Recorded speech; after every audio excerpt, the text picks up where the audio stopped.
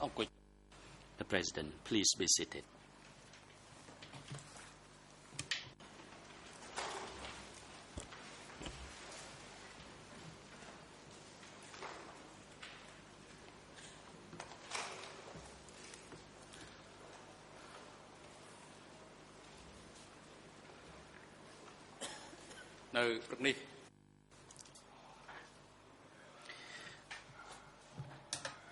This morning, the trial chamber announced the hearing of the closing statements in case 002/01. Mr. Dang Ang San is now directed to report the attendance of the parties to the proceedings.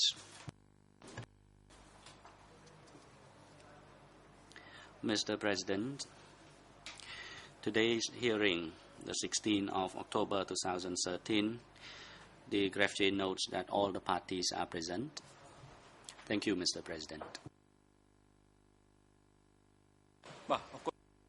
The President, thank you, Mr. Dang Ang San.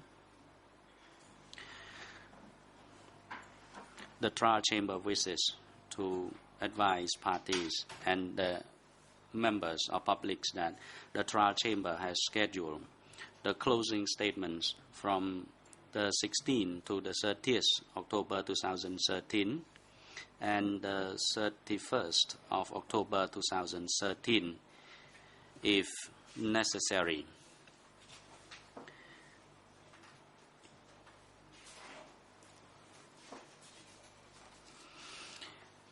If that is necessary, as set out in the scheduling order on the 22nd of August 2013, document E295/4. This scheduling order E295/4 sets out the procedure and time allocation for the closing statements. I will briefly remind the parties and inform the public about the procedure that was adopted by the Chamber. The procedure that is governed by Internal Rule 94 of the Extraordinary Chambers in the Courts of Cambodia. The parties have filed written closing brief on the 26th of September 2013. Brief on the applicable law was filed on the 17th and 18th January 2013. As the parties have had the opportunity to present the bulk of their argument in those written briefs, the Chamber considers that the closing statements should be a summary of their submissions or rebuttal of other parties' submission. Please refer to document E295, paragraph 10. The order of presentation for closing statements shall follow Internal Rule 94.1 with the following time allocations.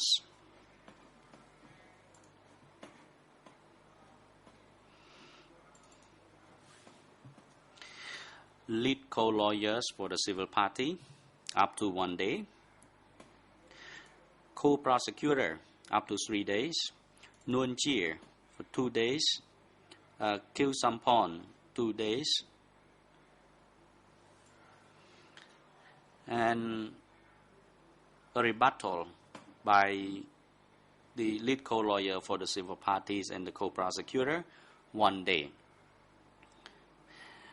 The Chamber has clarified that it reserves its ruling on the precise amount of time to be allocated for the respective IR 94.3 statements until after rebuttal statements. It has, however, notified the defense teams that they shall have at a maximum 2 hours per accused to present their IR 94-3 statements.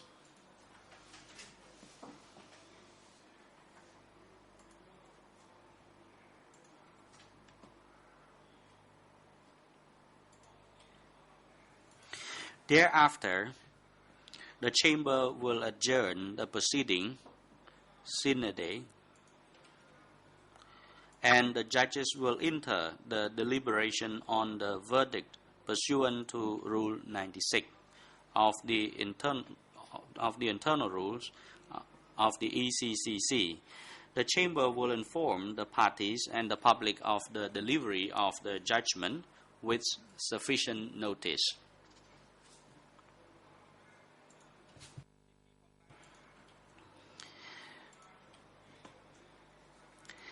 I would like to remind the parties that in order to ensure the efficiency of the proceedings and to make the best use of the allocated time, everyone should be aware of the multilingual setting and therefore speak slowly and clearly.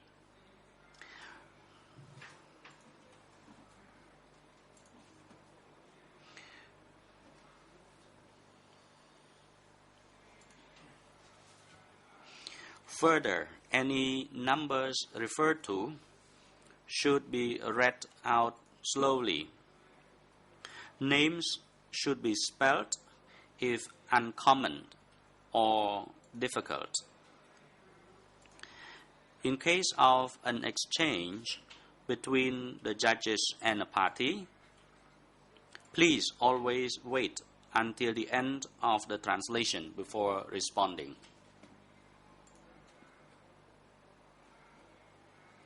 Please be mindful of these guidelines, and the sole purpose is to keep the proceedings efficient.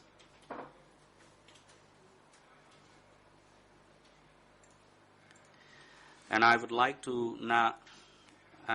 wish to advise the parties and members of the public that the Chamber direct the security guards to bring Mr. Nguyen Chie to participate directly in today's proceeding.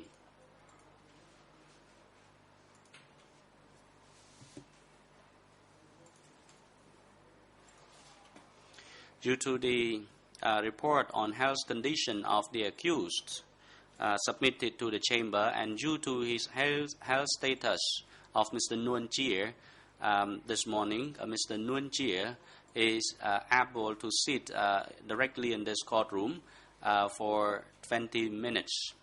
And Mr. Nguyen Chie, please be advised that after 20 minutes observing the proceeding this morning, you may return to the holding cell downstairs to follow remotely from the holding cell with the permission from the Chamber.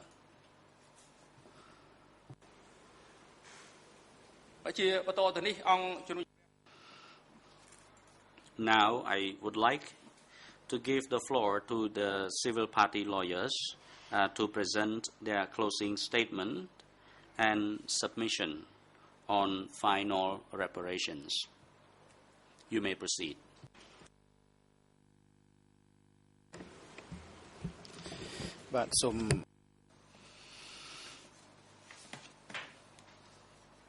Good morning, Mr. President.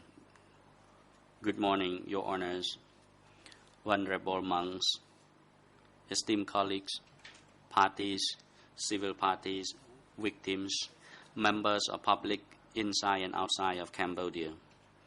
Civil parties' closing statement today will be addressed by me, Bạch Ong, lead co-lawyer for the civil parties, followed by lawyers Hong Kim Suan, lawyer Sam Sokung, lawyer T. Srina, lawyer Christine Martineau, and lead co-lawyer Elizabeth Simoneau-Ford. And in the afternoon, we will spend around 1 hour to discuss the reparation. Your Honors, it is worth recalling that the civil party participation in the proceedings before the extraordinary chambers in the courts of Cambodia is not without reason. Like millions of other individuals who fell victims of a heinous regime the history ever records, known as the Khmer Rouge regime, a regime that was designed to impose the vision of a utopian agricultural social order in Cambodia with record speed and remarkable disregard of the consequences on the populace. And this is underpinned by the draconian policy intended to push the extremely marvelous, extremely wonderful, prodigious leap forward. The unforgiving application of these policies and plans came at the price of massive death tolls and profound human suffering in human history. In the rush to protect and bring to fruition the CPK's massive work of social engineering, the entire population of Cambodia was forced out of their homes and into the fields to serve the revolution.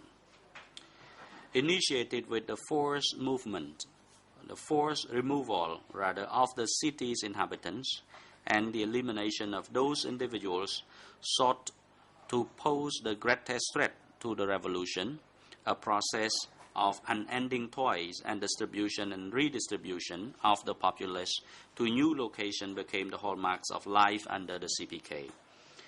The civil parties provide detailed evidence in support of their assertion that Nuon Chea and Khieu Samphan, as leaders of this revolution, are responsible for the crimes alleged in case 002/01. On the basis of the evidence and the arguments presented, the civil parties will demonstrate that the accused Nuon Chea and Khieu Samphan are guilty of the crimes against humanity.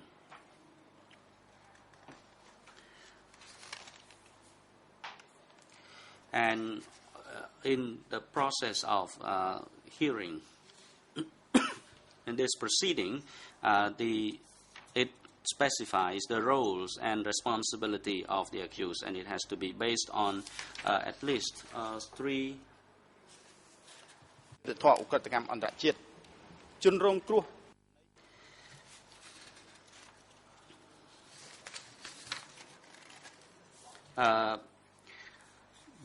On the basis of the evidence, Nuon Chea and Khieu Samphan are guilty of the crimes against humanity, extermination, murder, political persecution, and other inhumane acts, enforced disappearance, and attack against human dignity as co-perpetrators and participants in the joint criminal enterprise.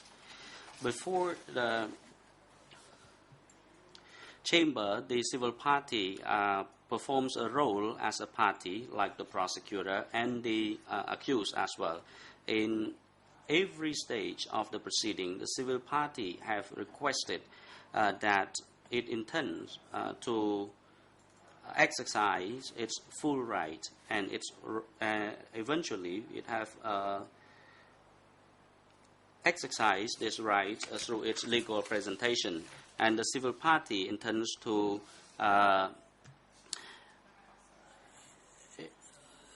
summon the civil parties to testify in court as well as to submit evidence, and they will also granted the opportunity to question the witness and expert witness as well.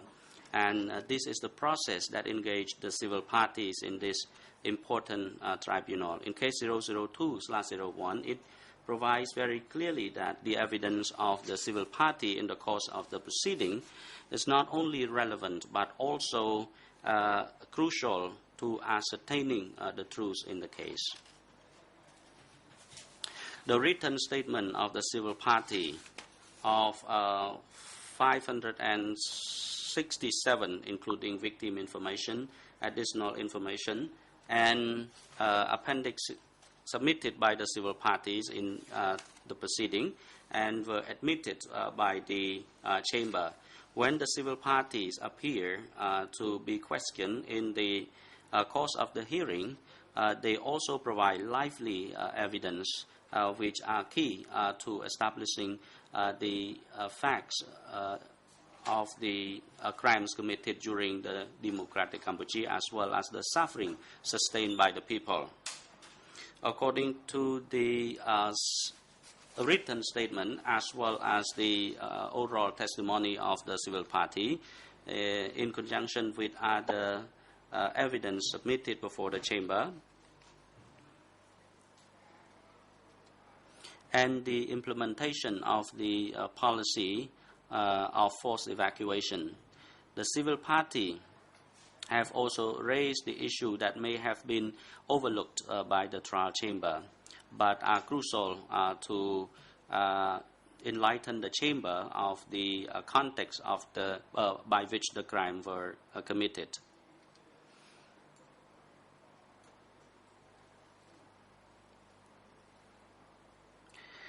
And this evidence established a common pattern of crimes occurring throughout democratic Cambodia between 1975 and 1979, or in other words, a non-accidental repetition of the similar criminal conduct on a regular basis, which affirms the widespread and systematic nature of the attacks suffered by the population.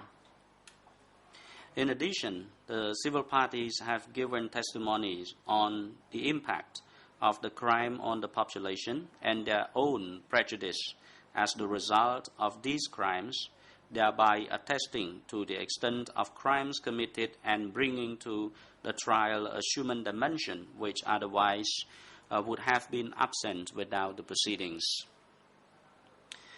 Now, the role of the civil parties in this trial takes on a special significance in light of the historical context, the objective of national reconciliation set out in the court's founding instruments, and the expectation of the victims and the Cambodian population at large. Over the past 30 years, and until they filed their civil party application, many of the civil parties in this case had never recounted their stories to anyone.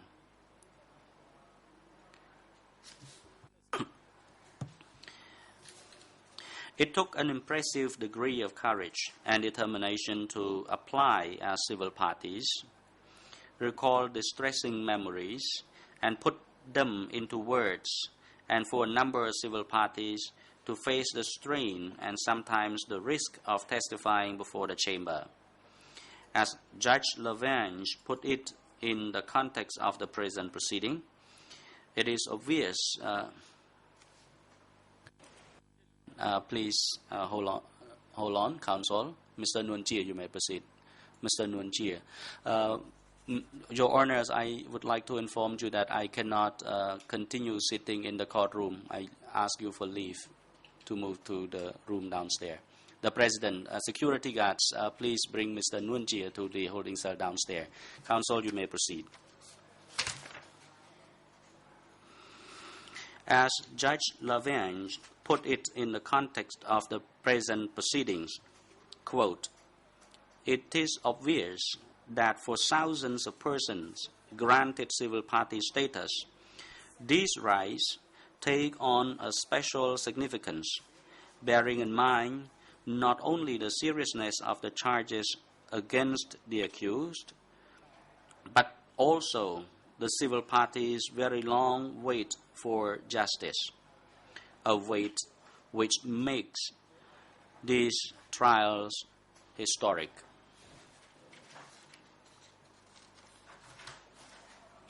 For these reasons alone, the civil parties expect that their historical and decisive role will be fully acknowledged in the judgment, and that after 30 years, their right to justice and reparation will finally be realized.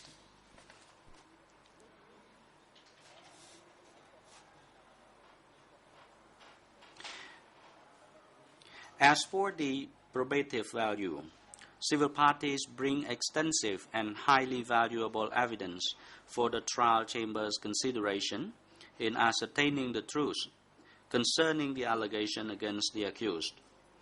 During Case 002/01 trial, 31 civil parties provided oral testimony before the chamber. Additionally, the civil parties have put a total of 574 civil party documents before the trial chamber, including 484 documents submitted in the representative sample of civil party written statements tendered in lieu of oral testimony, 69 documents tendered in conjunction with the oral testimony of their civil party author, 30 documents tendered through the examination of civil parties, witnesses or experts, and 10 documents tendered through key documents hearings.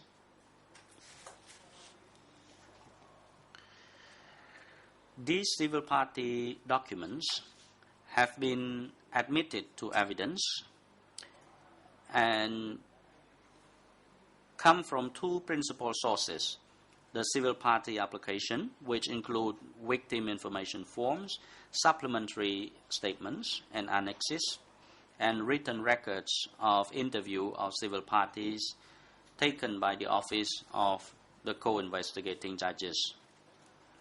The testimony and written statements of the civil parties have been put before the chamber and should be treated as probative evidence subject to a case-by-case analysis of their probative value and weight for purposes of the chamber's consideration in Case 002/01.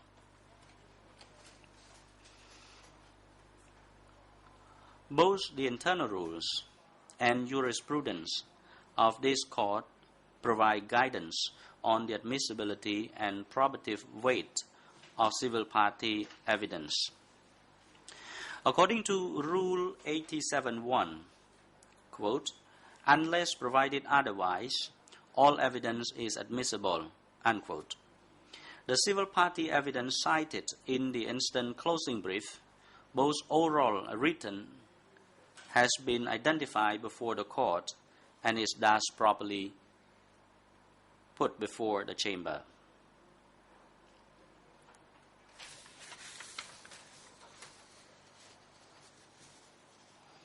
As for the probative value of in-court testimony of civil parties, victims are declared admissible to participate as civil parties, and they become full parties to the criminal proceeding before the ECCC, and consequently they are not required to testify under oath, and this court has affirmed that civil parties may testify to their knowledge of the criminal case without testifying under oath, and civil party testimony provided without an oath is afforded no less probative value than that given under oath, and the trial chamber has held in both this case and in Case 001 that the probative value of the civil party testimony and statements are evaluated using the same criteria as other evidence.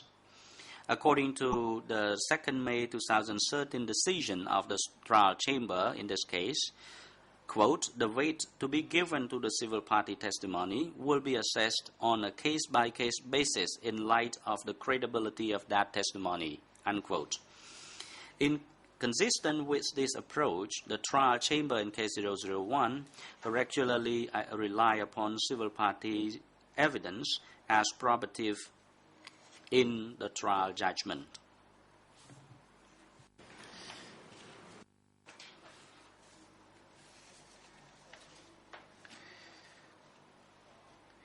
The civil party information form also carry the probative value and weight as well.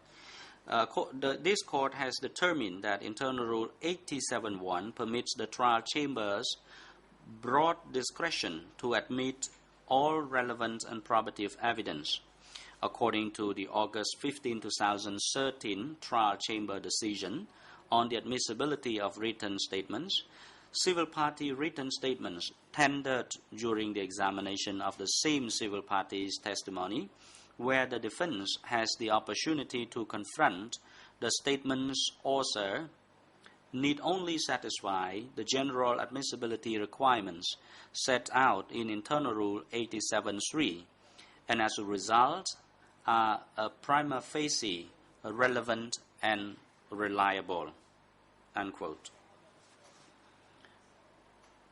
In regard to written statements tendered into evidence in lieu of oral testimony by the author, the trial chamber rejected the notion that the defense has an absolute right to confront all witnesses against him or her. Instead, this court found that confrontation rights are somewhat limited by the trial chamber's duty to ensure the expeditiousness of proceedings, and found instead that subject to the chamber's overriding duty to ensure a fair trial, the trial chamber therefore has the discretion to admit certain categories of statement without summoning their author to testify at trial. In determining the probative value of written statement admitted into evidence without witness confrontation, the trial chamber relies upon the factors for probative value and weight set forth by the ad hoc or internationalized tribunals. Accordingly, when such statements are not excluded under Rule 87.3, the evidence may still be relied upon if certain conditions are present.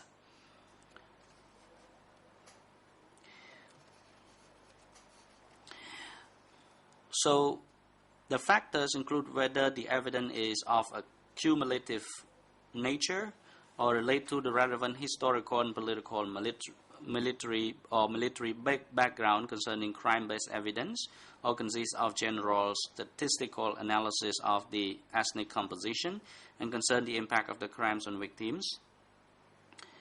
And we also consider the victim information form, which include the names, date of birth of the application, and their occupation and address, as well as the name of their immediate family.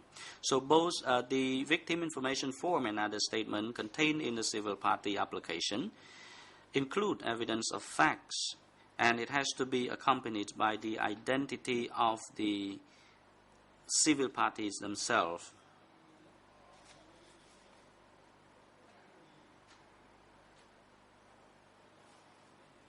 So these records of written records of statement as well as victim information forms submitted to the chambers were admitted by the chamber and considered put before the chamber too. The written records of interview provided by the civil parties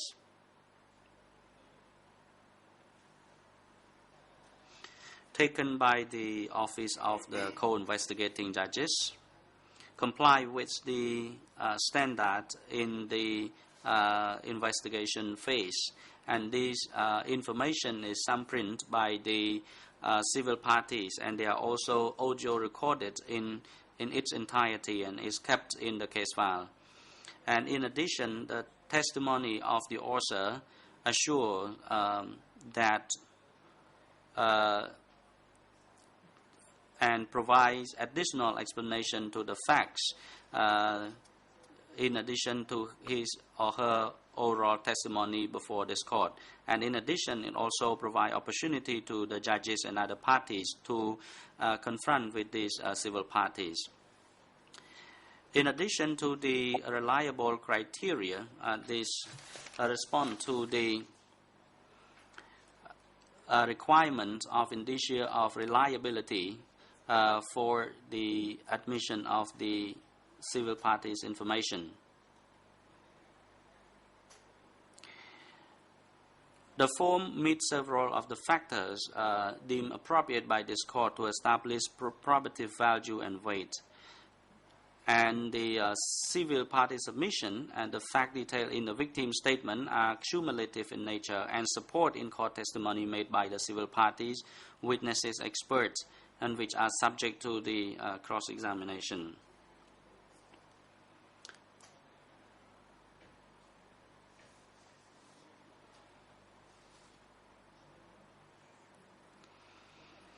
It is worth mentioning that the written records also have the demonstrate the consequences of the civil party.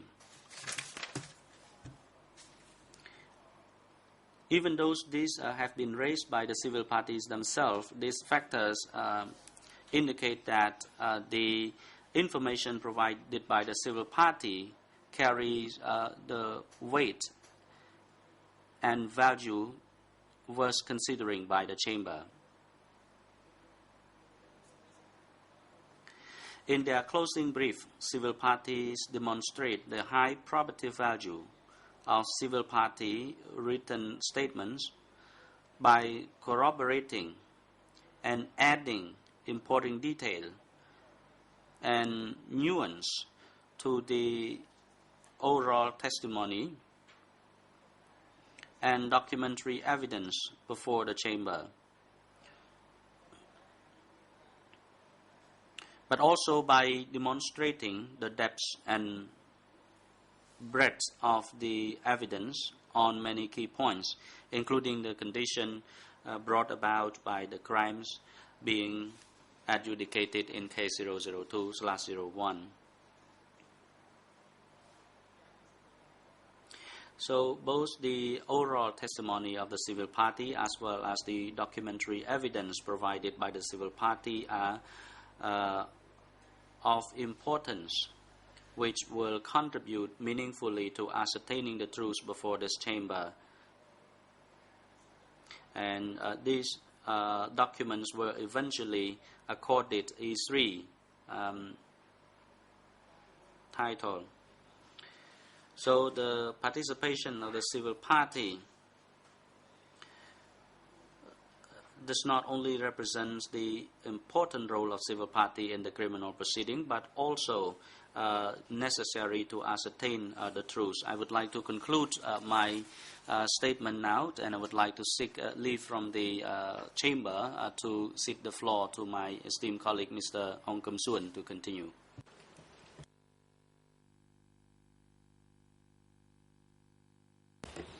Hong Kum Suan, thank you. First of all, allow me to say good morning to the President, Your Honors, the Honorable Monks, and all the people in the gallery.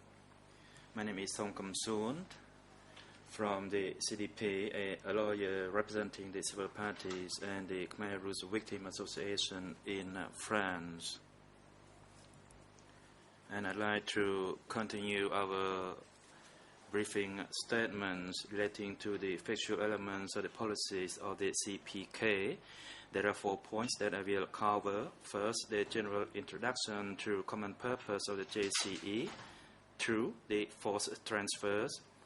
3, cooperatives and work sites. And 4, regulation of marriage.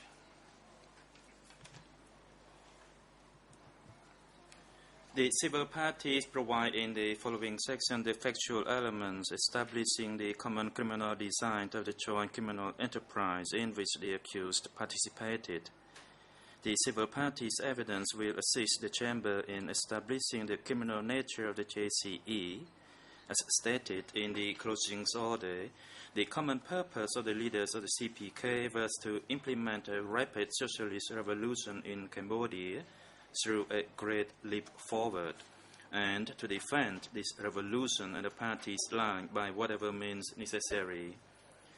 As it will be demonstrated in the discussion of each policy which follows, the Common Criminal Plan came into existence before 17 April 1975, and continued at least until 6 January 1979. ដើម្បីសម្រាប់បាននគរបំណងរួមនេះមេដឹកនាំបកកុម្មុយនីសកម្ពុជាបានបង្កើតឡើងនគរនយោបាយ To achieve this common purpose, the CPK leaders inter alia designed the following 5 policies. 1. The repeated movement of the population from towns and cities to rural areas as well as from one rural area to another. 2. The establishment and operation of cooperatives and worksites. 3. The re-education of bad elements and killings of enemies, both inside and outside the party ranks. 4. The targeting of specific groups, in particular the Cham, Vietnamese, Buddhist, and former officers of the Khmer Republic, including both civil servants and former military personnel and their families. And 5. The regulation of marriage. The civil parties recognize that the main objective of achieving rapid socialist revolution could have potentially been executed in a way that involved no criminal conduct. However, as demonstrated by the evidence presented in the brief, the accused established the 5 criminal policies, and where the peasants need to achieve the 3 tons per hectare, and it claims and warns that the wheels of history keep moving forward, so other people has to be hard working. The cadres further warned that if anyone dare put their arms or legs under those wheels of history, they will be cut off. Those cadres loudly shouted, "Onka moves forward" by leaps and bounds. The accused not only aims to have the most radical Maoist revolution in history, they wanted to refashion Cambodia society in order to create a new social order in which all persons would be modeled on the ideal of the worker peasant, and the fundamental character of Cambodian society would be destroyed. It was of the highest importance to the CPK leadership that through these measures they would demonstrate that their revolution, characterized by its radicalization of communist theories and its unmatched past, would demonstrate the supremacy of the CPK revolution. The CPK asserts that the 5 policies discussed here were inherent to the common purpose to create an agricultural society order through revolution.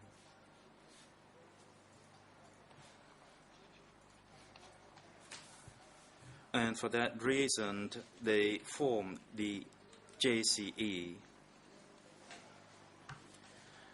In line with the trial chamber's servants' order, the civil parties provide detailed evidence on the establishment and existence of all 5 policies, while limiting their demonstration on the implementation of these policies to only what the closing order characterizes as forced movement of the population, phases 1 and 2, and killings at Tulpu Chre. The civil parties underline that the demonstration of the existence of the policies is predominantly based on civil party written statements admitted into evidence and corroborated by oral testimony and other documents admitted into evidence. Therefore, the existence of these policies is principally inferred from the factual basis of the charged crimes. This approach is taken in accordance with the settled jurisprudence in international criminal law, which permits that evidence of a policy to commit crimes can be inferred from the way in which the crimes occurred. Therefore, implementation of similar crimes or a pattern of crimes on a widespread or systematic basis can provide evidence of a policy to commit those crimes. Now I touch upon the movement of the population. One essential component of the common criminal design of the joint criminal enterprise carried out by the CPK in Democratic Cambodia was the forced transfer populations from cities and towns to rural areas and from one rural area to another. This policy, particularly as it concerns the first two phases of forced transfer, was guided by three main objectives, each of which was intended to move forward the CPK's ultimate goal to achieve a rapid socialist revolution in Cambodia. The first key objective of the policy of forced transfers of the population was to ensure that cooperatives and worksites were supplied with a massive workforce capable of meeting the production and infrastructure demands dictated by the vastly accelerated Great Leap Forward that the CPK envisaged for the country. Civil parties confirmed being told that they were being forcibly transferred in order to help ONCA to meet its production and infrastructure goals.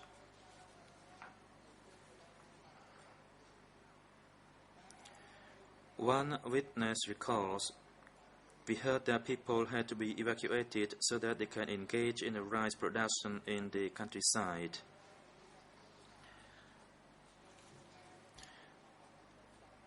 And another civil party said, in exchange for a can of rice,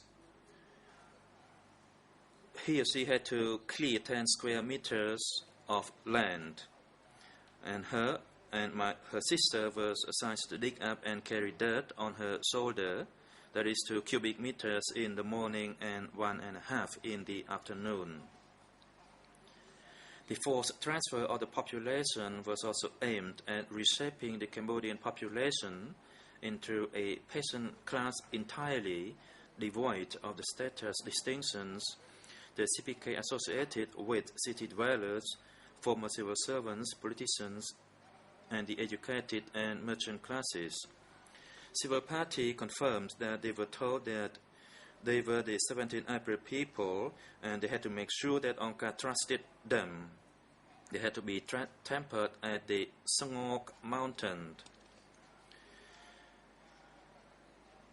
This CPK tried to force this transfer based on their rule, and they said that the revolution would move forward unhindered. Khmer Rouge's military commanders and troops were instructed to carry out the forced transfers in order to take control of the city, control the situation, because even if the enemy was defeated, there were still pockets of them here and there. The CPK also used forced transfers as a means to protect the gains made by the revolution by drying up the people from the enemy or ensuring that residents did not remain in these locations. And the civil party said that they had to move because we were not supposed to mingle with enemies. Regarding the characteristics, elements of the forced transfers was implemented by the CPK, and it was defined by a number of common elements. These elements can be seen in the forced transfers that were committed against the populations throughout Cambodia, beginning before 1975 and continuing into 1977. As presented in the closing order, forced transfers were carried out by the CPK in 3 distinct phases, 2 of which are the subject of the current trial and the present discussion. That is, phases 1 and 2. Forced transfers was always initiated and enforced by CPK forces, including soldiers, militiamen, and local leaders. Transferees were usually given little or no advance notice that they were being moved and were rushed to leave the area. One civil party remembers, "We asked the soldiers to allow us some more time, but then the soldier told us that we had to leave in the day, because if they came back and then we still stayed at the same place, we would be in big trouble." Another civil party notes, while we were walking, we could hear announcements through loudspeakers pushing us to walk quickly and to move quickly. The quick pace of forced transfers allowed little time for transferees to prepare, in some cases just 15 minutes. Another civil party notes, they told us it was not necessary for us to bring those utensils, and that it would be just heavy stuff for us to bring, and that we did not actually bring anything except the money. The populations moved were not given a choice whether they would be transferred. Compliance with orders for forced transfer was expected, and if victims were not convinced by explanations and inducements, then CPK forces systematically resorted to increasingly coercive and violent measures to ensure the compliance of the transferees. One civil party reports that when my father refused to leave, we received a severe threat. The Khmer Rouge soldier told us that if you decide not to leave, you will be shot to death. Notably, the policy of forced transfer of populations began well before the fall of Phnom Penh on 17 April 1975, with the forced transfers of residents from villages, towns and cities controlled by the Khmer Rouge through alternate rural locations. As early as 1972, civil parties and witnesses described forced transfers taking place throughout the country, including in Kampong Cham City, Udon City, Kampong Chnang, Kampong Speu, Muntul Kiri, Svay Rieng, and Kanda provinces. Once the CPK gained full control of the Cambodian territory, with the fall of Phnom Penh and other provincial capitals to their troops, they uniformly applied a policy of forced evacuations from urban areas to rural cooperatives. This policy was implemented beginning on or around 17 April 1975 in Phnom Penh and in the days and weeks before and after in other cities and towns. One transferee from Phnom Penh states, 3 days after the Khmer Rouge entered, we were herded and asked to leave.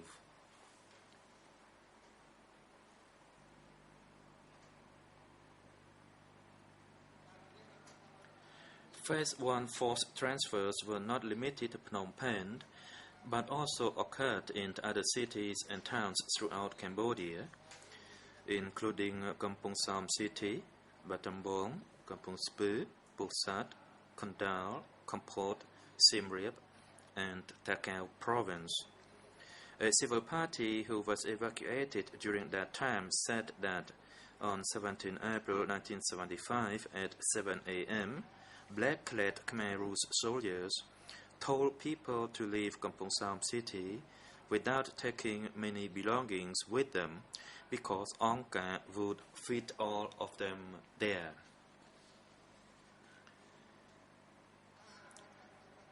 Following closely on the forced evacuations of Phnom Penh and the urban centers throughout Cambodia, the CPK embarked upon a continuing program of forced transfers from the central or old north zone, the southwest, west, and east zones to the north and northwest zones. Many of these forced transfers took place beginning in later 1975 and continuing at least until sometime in 1977.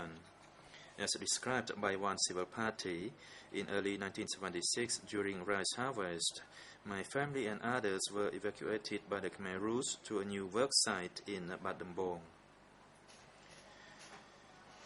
The Khmer Rouge were saying there were many rice fields in Battambang, but there were not enough people to do the harvest.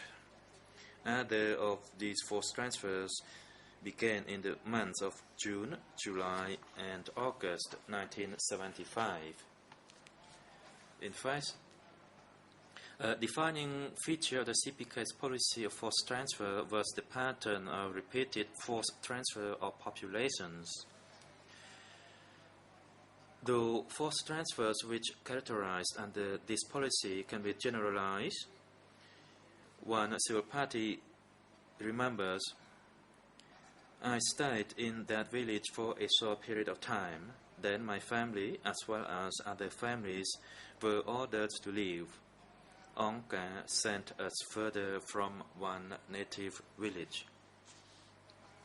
The evidence demonstrates a clear pattern of forced transfers being carried out en masse, especially before and including the forced transfers occurring in April 1975.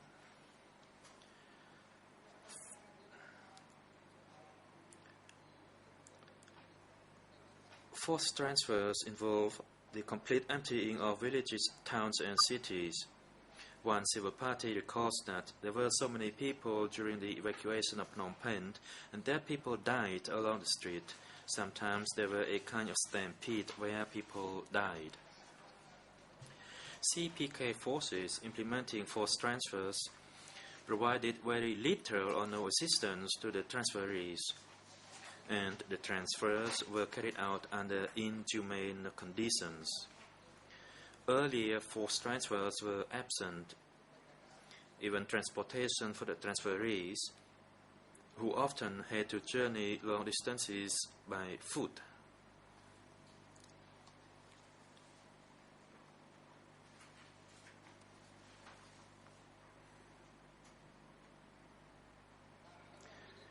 One civil party remembers there was no transportation, we were on foot all the time, and there was no assistance offered by the Khmer Rouge soldiers. There was usually no food, water, shelter, or medical attention provided or available. Another civil party reports that my family and other 17 April people were horrified. There was no money, no food, no water along the road. In later forced transfers, transportation and perhaps even some food might be provided, but other measures were not taken to ensure the well-being of transferees, and the assistance provided was inadequate or even inhumane in its own right. A civil party testifies that on board the train nothing was given to us, no food or clothes. Although other transferees died, the train did not stop for them to be removed. Targeting and persecution of specific groups was also commonplace during the forced transfers. New people were a primary target of the CPK's policy on forced transfers. Other groups were also targeted for persecution during the forced transfers, including the affiliates of the Khmer Republic, the Khmer Crown, and Buddhist monks and nuns. The CPK policy as described in Part 3, that is, the factual evidence of crimes existed and was applied prior to 17 April 1975 and continued until at least 6 January 1979. The policy affected a wide range of civilians, including both men and women, former affiliates of the Khmer Republic, Khmer Crown, monks, as well as many vulnerable populations within these groups, such as the elderly, newborns, infants and children, hospital patients, the ill or wounded, pregnant women, and new mothers. During the first phase of the forced transfer from Phnom Penh to 15 of the Cambodia's 23 other provinces and special administrative zones. Concerning Phase 2, civil party evidence establishes that there were forced transfers from 17 of Cambodia's 24 provinces and special administrative zones through 14 provinces. As indicated above, there is also evidence of Phase 1 forced transfers which were initiated from cities and towns other than Phnom Penh, and Phase 2 forced transfers between locations not specified in the closing orders. The forced transfers of the population were carried out on orders of the CPK without regard to the wishes, safety, or well-being of the victims. As described in Part 3 of this brief, the forced transfers resulted in family separation, disappearance, death, illness, starvation, exposure, physical and psychological injury, arrest and disappearances, killings, beatings and mistreatment, and sexual violence, amongst others. In addition to the suffering and harm experienced by victims in the course of the forced transfers, the consequences of the forced transfers on the health of the victims, the massive scale of the distribution of the population, and the lack of planning and coordination by the CPK resulted in overpopulation, famine, disease, and death at destination points. As noted by one witness, it is not easy when people had to be displaced because people had to move from one area to another to the area that they never got used to living in. They got sick, and some families just perished entirely. For example, in my cooperative, the whole family just died. On policy as a state practice, as demonstrated in Part 3 of this brief, senior leaders of the CPK who were well participated in the policy on forced transfers. Nunchi admits that all city dwellers were evacuated, and it is obvious. In interviews, Kirsampon and Ieng Sari confirmed having discussed plans for mass evacuation of Phnom Penh with Pol Pot.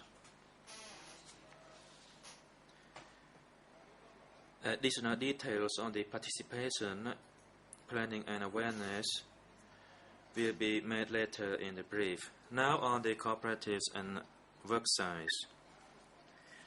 From the early 70s, the Khmer Rouge set up cooperatives in the liberated zones based on the model of other communist regimes. These cooperatives were created to implement the policy of the party and defend the socialist revolution. The cooperative policy was determined by three principal objectives. The first being to build a nation based on collectivism, thus eliminating the private sphere and destroying the social structure. The second objective was to provide food for internal consumption and export, implementing an intensive agricultural policy, and the third one, to defend the nation, furthering the policy of detecting, re-educating, and smashing the enemy. The principal characteristics of the cooperative policy were the application of the equality principle through labor and organization, the use of cooperatives and work sites to implement that principle, the eradication of former feudal and capitalistic production relationships, and lastly, to reform people's mentalities and the destruction of family ties.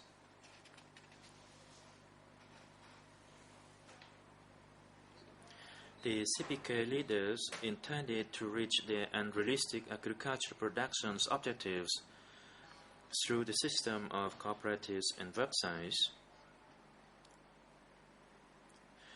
In view of building the nation and achieving the revolution, during the forced evacuation of the cities on 17 April 1975, the soldiers announced that the new people must join the cooperatives and leave all their possessions behind. From that date, the party's objective was to establish high-level cooperatives throughout the country and to achieve 3 tons of rice per hectare. And it was also to attack the internal enemy so that they could identify the new people. The new people were considered to be enemies and therefore permanently suspected. As a civil party recalls, the evacuated people were regarded as the 17 April people who were tracked and monitored at all times. Following the CPK ideology and in order to control the people more effectively, the party divided the population into two categories, the new people and the base people. The cooperative also serves the CPK's objective to re-educate the intellectuals, the bourgeoisie, and the feudal and the capitalistic classes. The first characteristic of the cooperatives was to increase agricultural production, especially rice, rubber, and salt. A civil party recalls, they set a target for us. We had to produce at least 3 tons of rice per hectare of land. Also, a countrywide irrigation network was to be built by constructing new channels, dikes, and dams. A policy of forced and extremely harsh labor was implemented that increased continually over the next months. Collectivization was to be fully achieved by 1976, private property eradicated, and the party would control the cooperatives. The cooperative, its composition was high level with collective means of production, collective tools to increase production, collective eating and living, and collective work.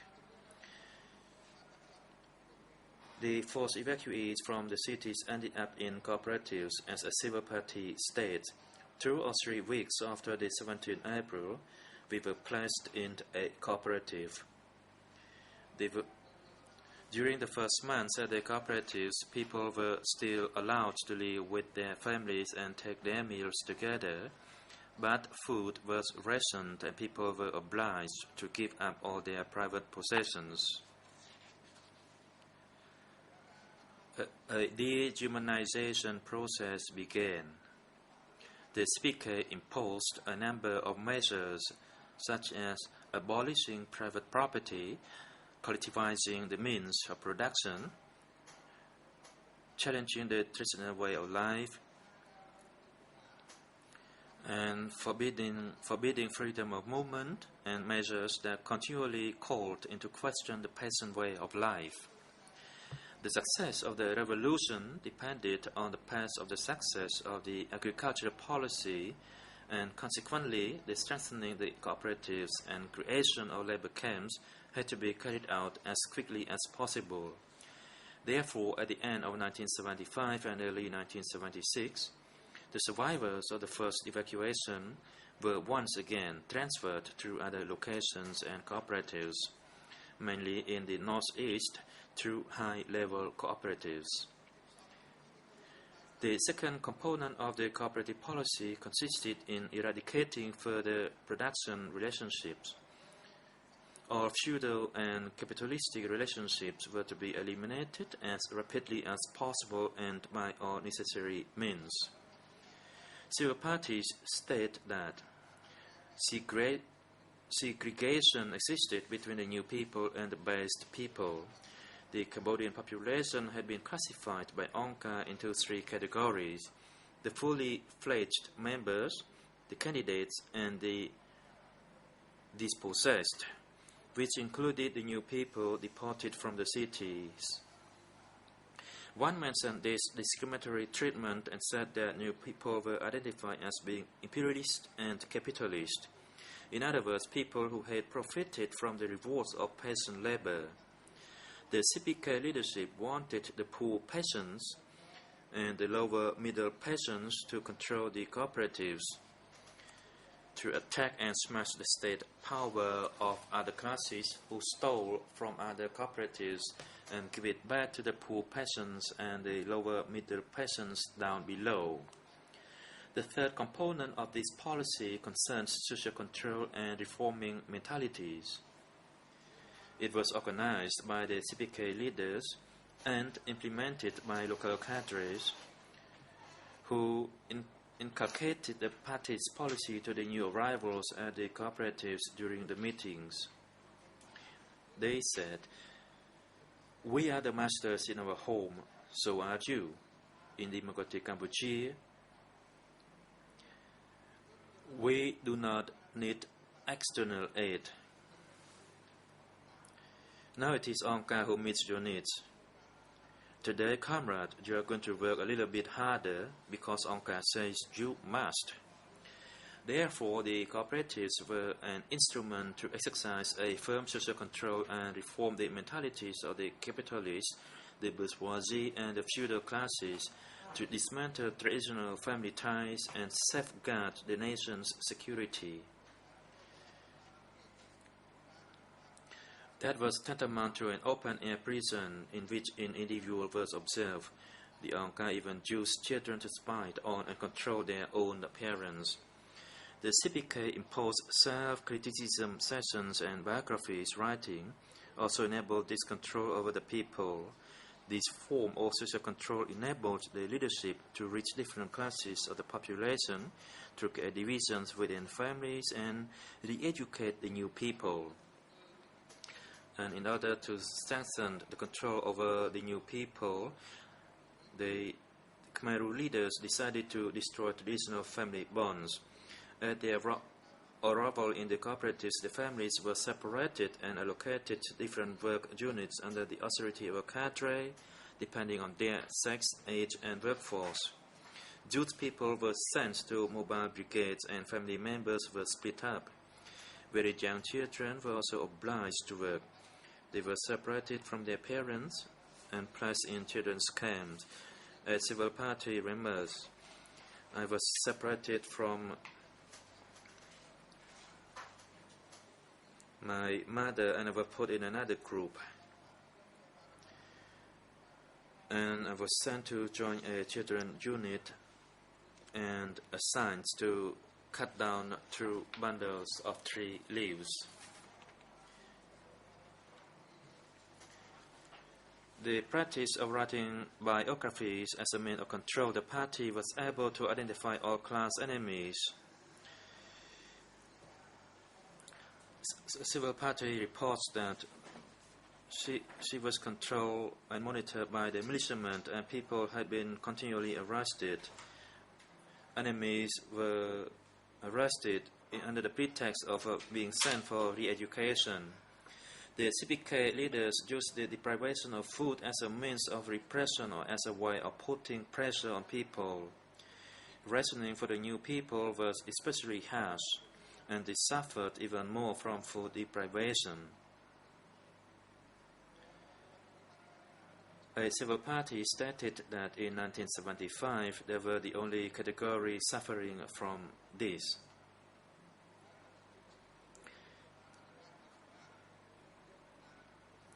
The sick people were not allowed to rest or regain their strength and were often deprived of food and punishment for being sick. Furthermore, the working conditions were exacerbated by a very heavy schedule. They were obliged to work between 15 to 19 hours per day, and several civil parties also stated they were obliged to work immediately after childbirth. As the civil parties recalled the working conditions, that they were planned and controlled by Angkar, they stated that it was impossible to complain, for they would have been accused of betraying Angkar. After 17 April 1975, cooperatives and worksites were established practically all over Cambodia, and all the Cambodian people were put to work for the revolution. The office of the co-investigating judges was seized with 6 worksites. However, civil party evidence clearly demonstrates that worksites were established all over the country. As on the impasse, the leaders used all necessary means to implement the cooperatives and worksites policy, whose ultimate objective was to achieve and defend the socialist revolution.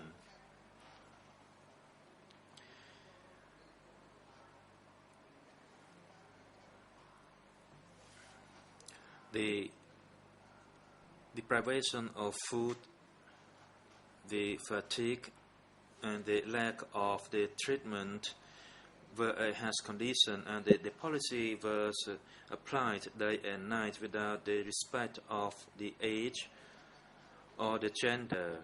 A civil party remembers, we were reduced not to human beings, but to monkeys. Almost every civil party recalls family members who died from shortage of food and or care, exhaustion, or were executed for being traitors to Angkar. As on the policy as state practice, the cooperative and worksite policy was designed by Angkar. Nuon Chea and Khieu Samphan were not only informed about this policy, but designed and overviewed this policy.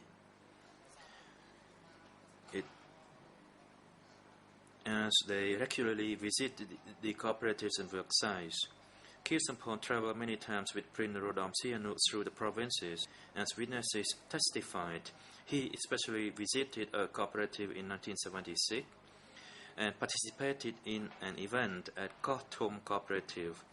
Khieu Samphan himself has declared that he saw with his own eyes the Trapang Thmo water reservoir. A witness who traveled with Nuon Chea when he visited the provinces and rural areas stated that he inspected the rice fields and met with many cooperative heads. Wherever he visited, he would meet with the head of cooperatives. The same witness also accompanied Nuon Chea to the first January dam in Kampong Thom province, where he saw many people building dams, and many of them carry earth, and states that whenever Nuon Chea observes difficulties raised by a construction project, he held a meeting with the people in charge, and indeed, Nuon Chea went to visit many other construction sites.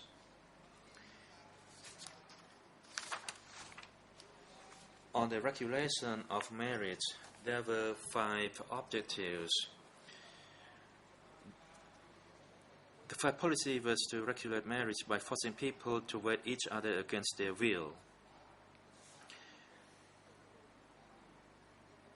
And this was in conjunction with other 4 policies, that is to implement a rapid socialist revolution. First and foremost, the policy on forced marriage was aimed at increasing the population. A civil party said during the forced marriage was to make children for Angkar. Another civil party said that upon knowing that I refused, but I was still forced to wait, and I could not oppose Angkar because Angkar was like our parents. The second objective was in line with the general ideology of a socialist revolution. A civil party states, the Khmer rules set a policy that cross marriage was not allowed between the West and the new people. As for the Buddhist monks, a civil party who, as a monk, was first defrocked and later on forced to marry. Another civil party corroborates this experience. I know that because in Swiring there was a case of a monk, previously an abbot, who was defrocked and forced to marry an old woman. No monk provided any blessing because the monks had been defrocked by the Khmer rules. This shows that the elimination of Buddhist practices and beliefs also extended to wedding, where traditional religious ceremonies formed one of the core elements. On the targeting of the Cham, forced marriage between Cham and Khmer were used as means to destroy their culture and religion. A 10-couple marriage was organized, and that was to destroy their cultures and religion. A civil party recalls that, as a Cham, I suffered considerably as I had to force myself to marry a Khmer man. But I did not reject the arrangement because I was afraid the Khmer rules might kill me. The policy on forced marriage served as an extension to the policy on targeting former Lonol officials and their families. Marriages were forced upon their female relatives, such as daughters. And this is experienced by one civil party. I was called lazy and reminded that my parents worked for Tribunal, so I had to accept the marriage. If not, I would have been killed. The core element of this policy was applied nationwide and among the entire population within the temporal jurisdiction of the court. This was the disregard for the individual's consent and the ability to marry a person of their choosing. Even though voluntary marriage with permission from the authority was possible and did occur, the vast number were not, and punishment would be implemented on those who rejected. As one described, I was asked by a Khmer soldiers to marry him, but I refused his request. After that, they arrested me and imprisoned me in Koh Chong prison.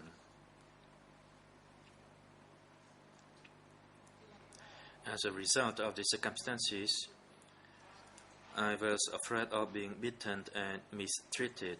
I agreed to marry.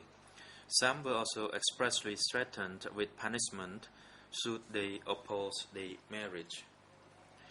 In order to achieve the above-mentioned goal to increase the population, the consummation of the marriage through sexual intercourse had to be ensured following the wedding procedure. This means range from the surveillance. In the night, militiamen came to our homes to spy on us, and in the next morning, he reported to the Jewish chief, Sao Wan. In fact, I had not agreed to sleep with my husband. After the report, the unit chief called me for instruction and warned me I would be executed if I did not sleep with my husband. On the physical violence, my hands were tied up and I was eventually raped. Male and female both fell under this obligation. As one put, the next day after the wedding night, we were sent back to work at our old work sites. The goals of increasing the population and efficiently pairing people of the same background were typically the only consideration. In most cases, collective weddings with 2 or more than 100 couples were held. Religious and other traditional ceremonies were abolished. Evidence from civil parties confirms the existence of the policy that the aforementioned characteristic elements were already applied before 17 April 1975 and continued until 6 January 1979. Forced marriages, as described above, were held in all zones. The policy affected both males and females. Victims of this policy, as well as spouses selected for them, came from all walks of life, including ethnic minority groups such as Khmer Islam, Cham, Charai, Tumpun, and various other groups. Which marriage being an essential aspect of social and private life, the policy on forced marriage contributed to the collectivization of all aspects of society. In addition, collective care for children born as a result of such marriages were put in place, as one civil party describes. During the daytime, when I was working at the rice fields, I left my daughter for the old women to look after. They fed the children gruel, and I breastfed my children during the midday rest break and during the evening. Evidence from the civil parties and other sources also demonstrates that, like the other 4 policies, the forced marriage policy was designed to be implemented by whatever means necessary, regardless of the German toll exacted.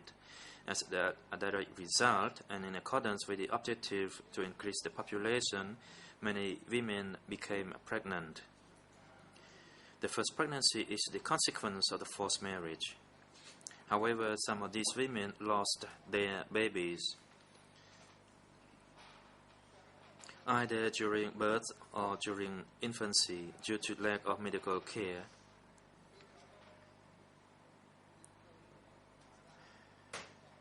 As one civil party remembers, my baby later died after he had become sick without any medicine to treat him. He had seen the sunlight for only 2 months. After he died, Angka threw his body away. Another civil party records that eventually my child died when he was 9 months due to complete absence of breast milk. The circumstances of coercion and force, which formed a characteristic element of the policy, has had a lasting impact on the victims. The fear instilled by this policy was already present during the wedding procedure, as one civil party describes. I was then asked to make a declaration. I was very afraid. I was trembling with fear, thinking that I was going to be beaten. During that night, I was very scared because we had never known each other before. On the other hand, I was so worried that these militiamen would know about it if I made any attempt to refuse to live with my husband. People were prohibited from choosing the one they loved. Some civil parties suffered from the separation of their fiancés. A civil party states, I have felt pain about this forceful marriage as I was not allowed to marry the girl I loved. During this period, some victims had difficulty in living with their partners. A woman states, I suffered from trauma because I live in the suffering with a husband who did not understand my feeling, and I was physically and sexually abused. Another woman also stated a similar account, but he maintained the marriage due to his pity on his wife and not because of his personal love toward his wife. During the long period, some victims had difficulty in living with their partners. This policy affected both men and women. They suffered trauma. ប៉ុន្តែវាអាចរស់នៅបានយូរសន្ទុះខ្ញុំអានរួចហើយបាញ់ហ្នឹងគោលនយោបាយ My apology, I already read out that part. As stated in the above paragraph, another civil party and through other sources claims the CPK leaders who use their aliases established the forced marriage policy, and it is evident that can be concluded that the forced marriage was the result of the state implementation.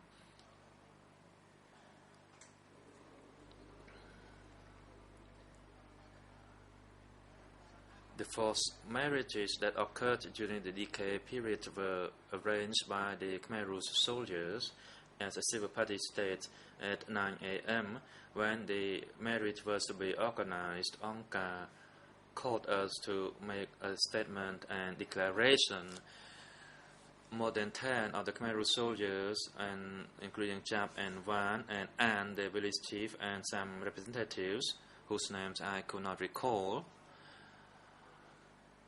asked us to make our declaration. Amongst those soldiers, they were members of the sector committee, chief of the female units, or members of the committees of the commerce or the communal committee or the unit chiefs, or members of the sections, group chiefs, or the cooperative chiefs, or the youth groups. It was decided by the upper level, and the newly married couple were chosen by the Khmer Rouge authority, disregard the consent of the people. Forced marriage policy was a state implementation where the couples were forced to commit themselves to Angka during the marriage, that each couple had to make their resolution to work hard for Angka, to be loyal to Angka, and not to betray Angka. Mr. President and Your Honors, the CPK leaders and the senior leaders were amongst the had their representative during one of the marriage organization who read out the regulation. And in the above paragraph, it stated that the forced marriage policy, as with other policies which were established by the CPK leadership, could conclude that those individuals are all the same as they push for the implementation of the 5 policies regarding the JCE. I am grateful to Your Honor, and I'd like to cede the floor to my colleague. President, thank you. The time is appropriate for an adjournment. We will take a 20-minute adjournment and return at 11:15. The court is now in recess.